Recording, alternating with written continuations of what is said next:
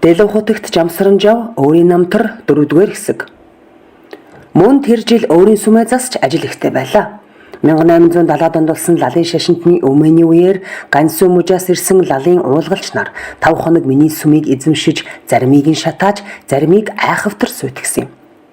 Миний бие энэ засварын ажлыг эхлүүлэх хүртэл засаж торцсон нь үгүй. Засварын үн 30 мянган лан хатуу цагаан мөнгө. Үүний дээр наад тал нь 10 мянган лан мөнгөтэй тэнцэх малын үнэтэй байлаа. Засвар намайг 35 нас хүртэл үргэлжлэв. Засварыг голчлон хятад хүмүүс зуны ихэнх сард ирээд намрын ихэнх сарыг хүртэл 4 сарын туршид хийж байлаа. Би тэдний хөлсийг цагаан мөнгөөр өгч тэд хоол хүнсээ өөрсдөө авч хэрэгэлдэг байв. Нэг удаа 20-с 40 хүн ажилдаг байсан юм. Мөн оны намар намайг манай хошуу ноён урлаа. Энэ зураа би өөр урилгach авлаа. Иймээс эхлээд би цогт бангийн хошуу, ажид бангийн хошуугаар орж дараа нь турсан хошуунд очлоо. Ажид бангийн хошуунд авааны наадан болж Чингис хааны онгоныг тахив. Энэ онгон одоо Улаанбаатарын Төв музейд бий. Энэхүү онгон жинхэнэ онгон байж магадгүй. Энэ ёслолыг сүлд цэнгэх гэдэг бөгөөд онгон шүтэнэ тахин баясах энэ ёслолын үед хэрэглэгддэг үг хэллэг нь нэлээд эртний гаралтай байдаг. Сүлд тахилга жил бүр болдог. 3 жил тутам илүү сүрлэг ёслол болно.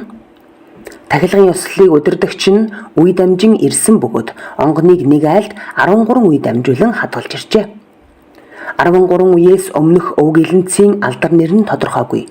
Энэ ёслолд 2 зүйлийн ном уншина. Нэгдхийг очир буюу онгоныг дуудах гэж нэрлэх бөгөөд цэрэг эрс дайлаар мордох буюу байлдаанаас буцаж ирэх үеэр уншиж дуудана. Хоёр дахьыг нь хонжин буюу ялалт гэх бөгөөд цэргүүдийг тулалдаанаас эргэж ирэхэд нь уншина. Энэ ёслолд 2 хошуу нийлж орно. Нэг хошуу нь онгод хадгалдаг хошуу бөгөөд нөгөөх нь сартуул нэртэй түүнээс өмнө зүгт орших хошуу бүлгөө. Чингис хааны үед сартуул гэдэг омог байжээ. Одоогийн сартуул хошуу Чингис хаанаас шууд үе дамжин ирсэн үү үгүй юу гэдэг нь эргэлзээтэй. Гэхдээ түүний нэр эртний энэхүү нэртэй ямар ч гэсэн төстэй болоо.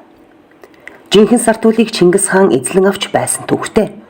Онгон дуудах нэгэн шүлэгт сартуулыг сэмлэн дайрсан сүлд, сайн мууг олж боол болгосон сүлд гэж гардаг. Одоогийн сартуул түмний тухайд бол энэ мөр сонирн байж болох юм. Уг сүлдийг 4 хөлт гэж нэрлэдэг байсан. Учир нь ишийг нь хоорондоо холбоотой 4 эр хүн түшиж явна.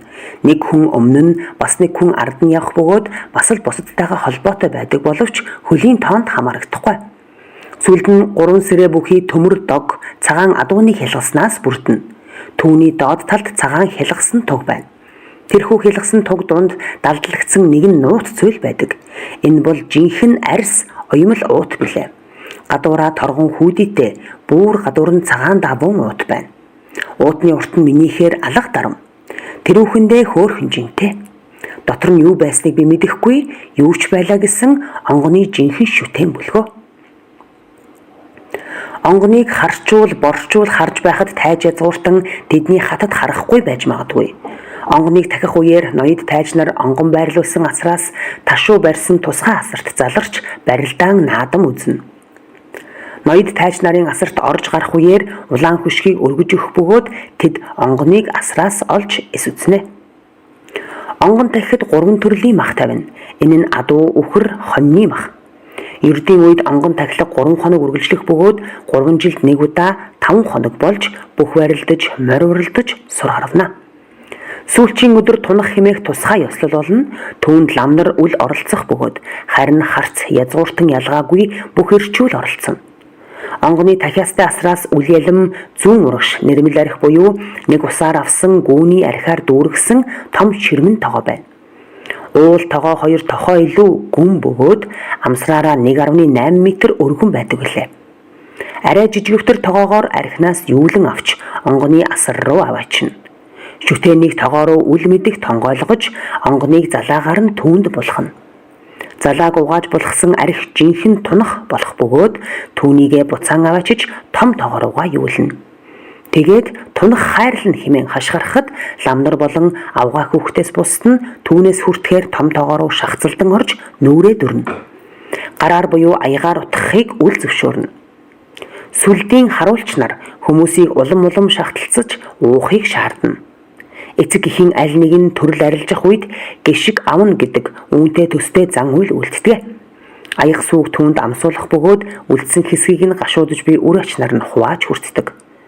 Мөн Алтайд монгол хүн казак айлд зочлон очиход том хултай айраг эсвэл сүү барьдаг.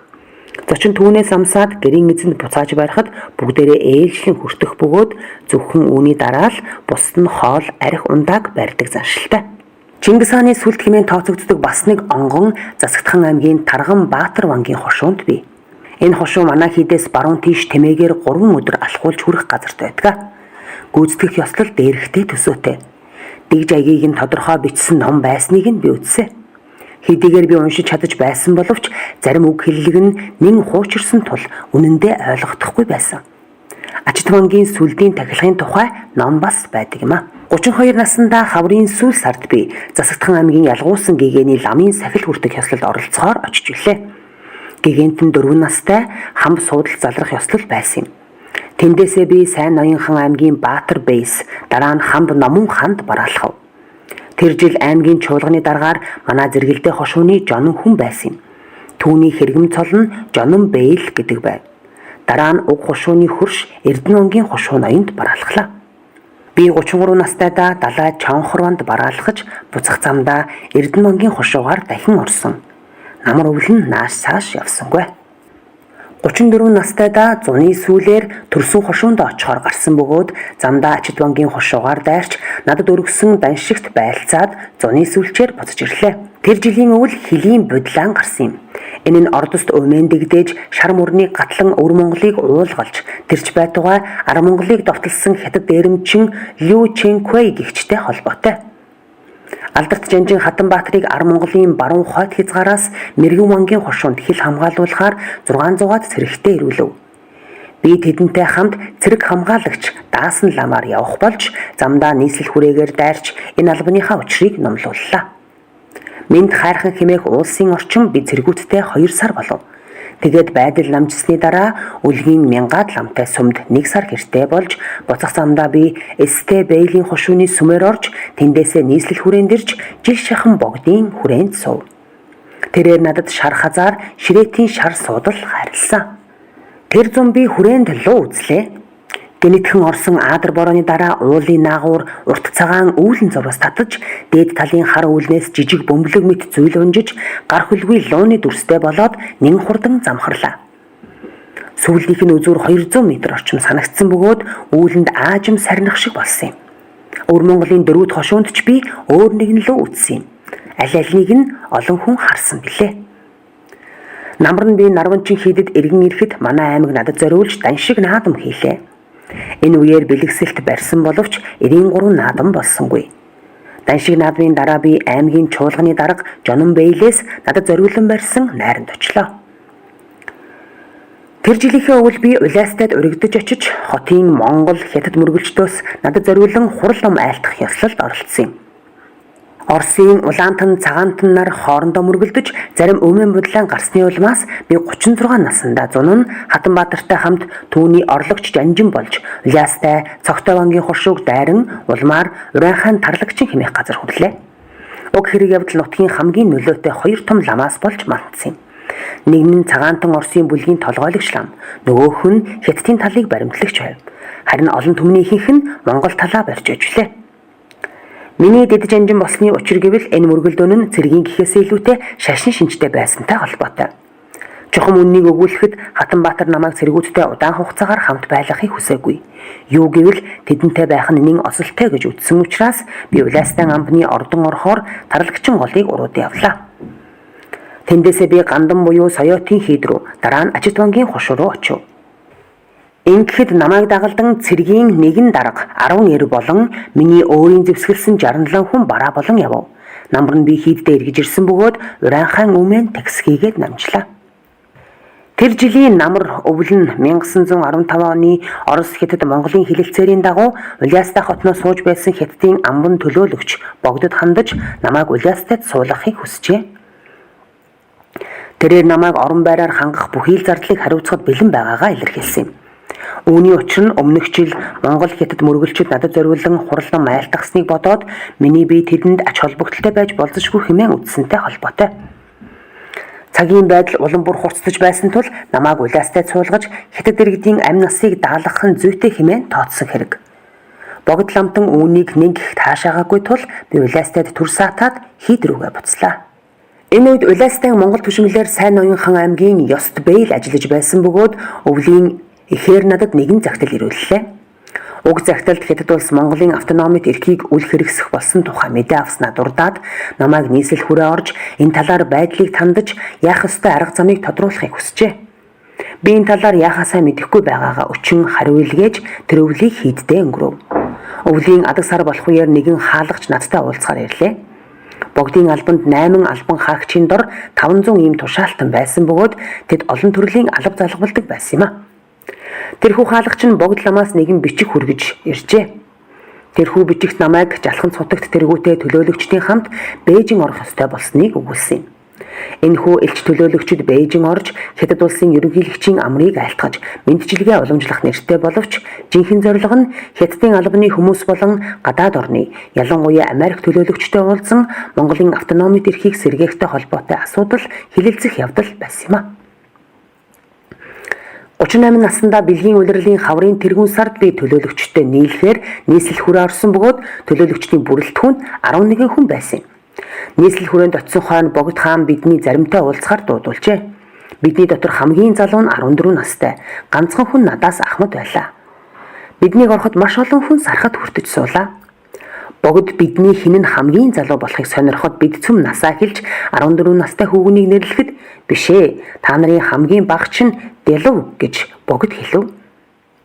Нийтэд хандаж хэлсэн үг нь энэ л байсан юм. Тэр үед би энэ талаар бодсон юм байгаагүй. Тэрхэн үедээ би юу ч бодоогүй боловч харин түүнээс хойш энэ нь совин байж дээ гэж санагддаг. Юу гэвэл тэр бүлэг хүмүүсийн дотроос одоо амьд мэнд үлдсэн нь ганц би бөлгөө. 14 настай хүүгүү маань 23 настайдаа бараг руу гарч хожим нь 1937 онд гадаад Монголын хил дээрх нэгэн газар өргөдөж очиод улмаар баригдсан бөгөөд лав алагдсан байцаа. Тэрээр надад хэдэн удаа захидал бичсэн бөгөөд Япончуудтай сайн харилцаатай байсан юм. Богд ламтан хөлчүүрэх нь олонтой тул ярихад бэрхтээ байдагсан. Заримдаа завилд суугаад 7 хоногоор өдөр шөнөгүй сархад зооглоно. Бараа боломж нар нь байнга солигдох боловч богдтой намжид зооглон сууж морь харахаас өөр гадагш гарахгүй бөгөөд нойргүй хонхонч бий. Үй үй тэргүүнээ гудаалхан бүр ухаан алдсан янзтай. Хэлж буй үгийг ч эстуулж буй шинжтэй. Тэгснээ тэргүүнээ өндийлгэн дахин арх нэхнэ. Арх нэхэж уух зураа жаахан сэхэ орж энэ үеэр ажиллаа явуулна. Гэхдээ тэрээр их чадварлаг улс төрч байсан бөгөөд хэдийгээр эрх мэдэл нь хурдан бууж байсан боловч бүхнийг захиран удирдах чаддаг байсан юм. 1920-ад оны үед түүний нүд нь юм харахаа болсон билээ. Бээжин явах бидний хугацаа хойшилж байлаа. Хятадын тал эхлээд зөвшөөрснөө хойшлуулсан тул би хавар болтол нийслэл хүрээнд суусан юм. Тэгснээ хүрээнд байдаг хятад генерал хятад яваад буцаж ирэхдээ богдын төлөөлөгчдийг Бээжин явахыг зөвшөөрөхгүй гэдгээ мэдэгдэхийн зэрэгцээ. Харин өөрийн төлөөлөгчөө тийш явуулах бодолтой гэдгээ илэрхийллээ. Богдын төлөөлөгчийн бүрэлдэхүүнд орсон 4 хүн түүний дотор би энэхүү 2 дахь төлөөлөгчтэй явахаар боллоо. Энэ зуурт чуулалт хаалгад суугаа Америкийн нэгдсэн улсын консул Эберхард, Америкийн Андерсон Мейер худалдааны пүүсийн төлөөлөгч Франц Ларсныг дагуулan нийслэл хүрээнд очиж богдын бичгийг хүлээн авчээ. Энэхүү бичгийг шүнжин сууж боловсруулсан цөөн хэдэн хүний дотор жалхан цутагт болон би байсан бөгөөд уг бичигт гадаад Монголын автономийг сэргээх үндслийг тодорхойлсон болно. Энэ үед Сокобийн нэртэй бас нэг Америк түшмэл хүрээнд зочилсон бөгөөд түүнд бас богдын бичгийг гардуулсан юм. Би энэхүү бичгийг гардуулахад зуучилсан билээ. Төлөөлөгчдийн айлчлал 1920 оны зуны эхэн сард эхлэх болж бид чуулалт хаалга руу машинаар гарлаа. Хятадд болж байсан иргэний дайнаас болж бид тэнд түр саадснаа Бээжин рүү галт тэргээр явах юм болов. Бээжинд бид Монгол төвдийн хэргийг эрхлэх хороонд байрлаж байлаа. Олон төрлийн уулзалт айлчлал хийсний дотор ширээнээс хальсан Манжин хаан хүү Пуйд бараалхсан юм. Бид Хятадын ерөнхийлөгч болон албаны бусад ноёд түшмэттэй уулзсан боловч эдгээр нь айлчлалын зорилгыг урагшлуулахад огт тусдаг хүн болоогүй. Яагаад гэвэл төлөөлөгчдийн дунд анх оруулсан Монголын автономийн талыг баримтлагч бид дөрвөөс бусд нь Хятадын бодлогыг дэмжигчд байсан юм.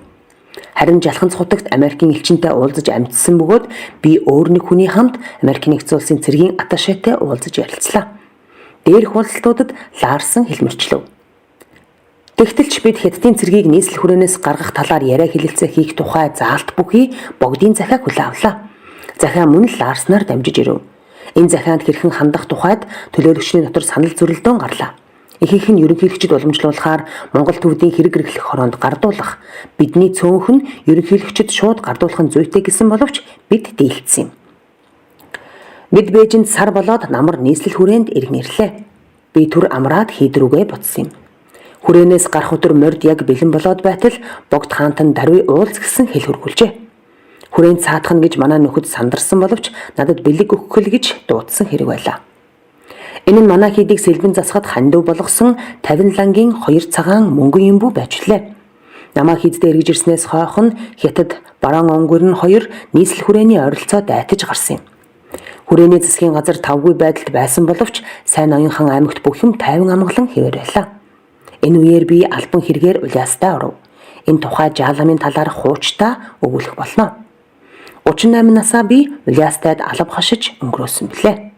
Энэ бол ижил мөрний ижил торгууд омогт төрсөн Дамби жандсан буюу жааламын түүх болоо.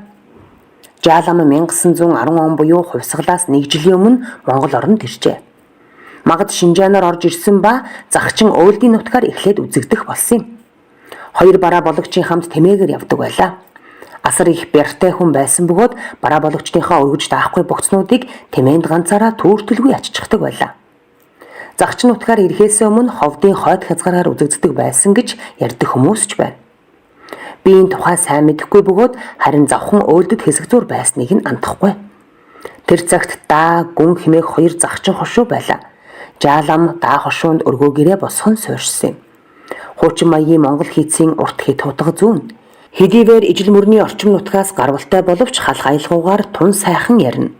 Өөрийгөө лам хэмээх боловч жинхэнэ лам байсан эсхийг хэн ч үл мэднэ. Нас өдрийг нь ч мэдэх хүн байдаггүй байлаа. Жаалам альва өвчнийг бууны ид шидээр эмчилдэг гэж өөрөө өгүүлнэ. Энэ бол ид шидийн эртний нэг хэлбэр байлаа. Өвчний талаар энэхүү ид шидтэй ламд айлтгахад тэрээр тэр тухайн сэтгэлдээ бодож өвчтэй хүн байгаа зүгт буу тавина. Өвчтөн хэдэн зуун бээрийн тэртет байж болох боловч энэ тухай сонсож мэдээд эдгэрдэг гин. 3 дугаар Нарванчингийн мөн иймэрхүү ичидийн хувилгаан байж үлээ. Тэр амьд бурхан байсан хэдий ч төрийн хар хүний байдлаар аж төрдөг эхнэр 3 хүүхэдтэй хүн байлаа. Жаалам бас ондоо маягийн буун тарин хийдэг хүн байлаа.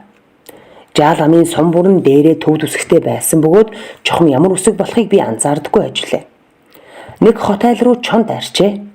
Хонин сүргийн хагас нь харанхуйд хуйлран дайчхад малчин яран очиж жааламд айлтгаваас би аргалыг хэмээн бууга авч гэрийнхээ хаалгаар хий буудаад тэр зүгт маргааш очиж үзээрэй гэж гин. Маргааш нь очиж үзвээс тэр газар хонь тайван бэлчиж харин нөгөө чон хажууд нь өгсөн хэвтэж байж гин. Чоныг өвчиж үзвэл дотроос нь жааламын сум гарчээ. Үүнийг сонссноос хойш хүмүүс жааламаас имэн түүнд бишрэх болсон юм. Жаалам бас өөр өвдөлттэй байлаа. 1911 оны Монголын хувьсгалын үеэр Богд хаан ширээнд өргөмжлөгдсөн билээ. Энэ мэдээ баруун Монголд ирэхээс бүр өмнө Жаалам улс амьтныг цуглуулж баярлах цаг ирлээ гэж хэлээд бууга авч хүн болгоны толгойд адислаж зүүн зүгт явж залбир гэжээ. Хожим дуулж мэдвээс тэр нь Богдыг хаанаар өргөмжилсэн өдөр байжээ. Үүнээс бүр өмнө намайг 6 настай байхад буюу 1889 онд Жаалам Монголын өрнөөс дорн зүгт явах зураа манай аав ээжинд нэг хонжуулээ. Тэрээр 2 хөдөлгөөн морьтой явлаа. Шүн морьдоо сул тавьж хоноод өглөө нь очиж барилгүй толгой дээр гарч дуудваас морьд нь хүрээд ирлээ.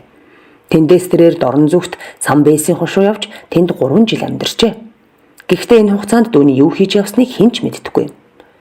Мөн үүнээс өмнө Жаалам төвд рүү аялж аян замдаа мөнгө, алтан зоос зэрэгэ амьтан хүнд байн үзүүлж явжээ. Ингэхдээ үүргүүрч явган бадарчилж явсан байж гөмбөн орох замаар явсан юм гэдгээ. Тэгж явсаар Хөхнүүрийн орчим дахь Дээд Монголд дөхөж очижээ. Тэнд хэсэг зур байсныхаа дараа хөсөг жин хөлслөн лагсын зүг хөдөлжээ. Аян замын зуур тэрээр нэг хүн өргөж даахааргүй 2 ачаа авч явдаг байж. Тэр тээшээ шүн ямагт өөрийнхөө майханд хажуудаа авч унтна. Лахас хурж очиод өөрийгөө даваа хэмээн нэрлэж доогуур зиндааны хувилгаан Шаврын гэж танилцуулжээ. Их сурвалж бидний монголчууд цуврал ариун сэтгэл авралын үндэс дэлүү хутагт жамсранжав. Хэвлэлд бэлтгэсэн эл чойжил сүрэн цувралыг эрхэлсэн Цэ гомб сүрэн Улаанбаатар 2000 он 145-аас 232 дугаар тал. Энэхүү түүхийг сонсдог ном болгох ажлыг санаачлан эвент тэтгэгч Хадан хүүгийн энх отхон өгүүлэгч Ганзөрөгтийн оюун туяа.